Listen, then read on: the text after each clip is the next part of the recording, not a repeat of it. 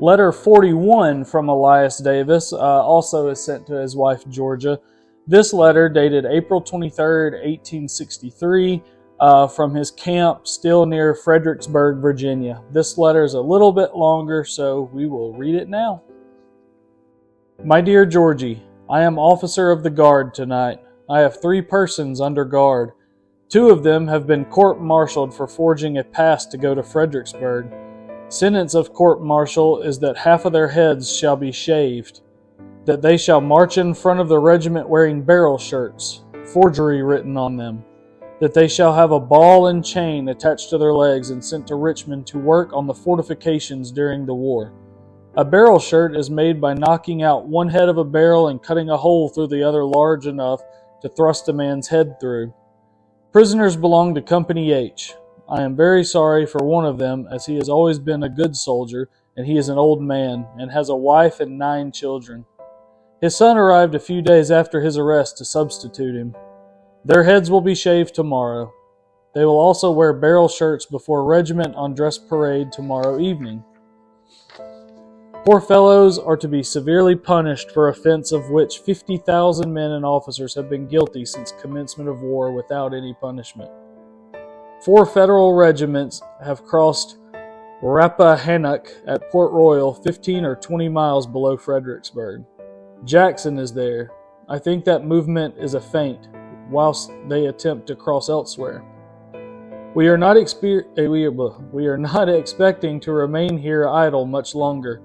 Before this reaches you, we may be on the march to meet the enemy.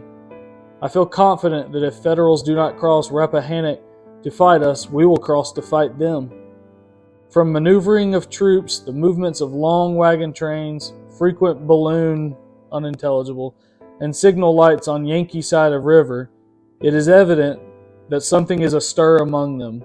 But whether they contemplate crossing river or are afraid that we will cross is difficult to determine. Colonel Caldwell has returned. I met him this morning. He was quite agreeable. I have not the remotest idea that he will resign. I shall not be surprised if he has not petitioned the second time to resign. Many of the officers in the regiment have signed a petition asking the appointment of Shelley, major of the regiment. Truss will be the senior captain after Martin's resignation. My opinion is that he will be bounded and busted if he does not waive his rank. Captain Cook is next senior captain, if Truss waives his rank. Cook by laws is entitled to the position. Cook is a gentleman of considerable intellect, but many of the officers do not want him to have the position. Well, this is not interesting to you. Let me close it by saying I do not care who is lieutenant colonel or major, so long as Forney commands. Ralph had another chill the day before yesterday. I hope he will not have any more. This weather is severe on persons who have chills, cool, damp, and cloudy. It is now midnight, and I shall not write any more until morning. Pleasant dreams to you, my sweet Georgie. He wrote the next morning, April 24th, in this same letter before he sent it. We have had much rain during past few days. A very constant rain is falling, and the prospect is that it will continue all day. I hope you are not having so much rain in Alabama as we are having here, as I am convinced that dry weather is much better for wheat. From what you wrote me, I think you are making good progress on the farm. As to clothing, I have a supply. When an opportunity offers itself, you may send me 1 shirt. 4 men of our company reported sick this morning, none seriously sick.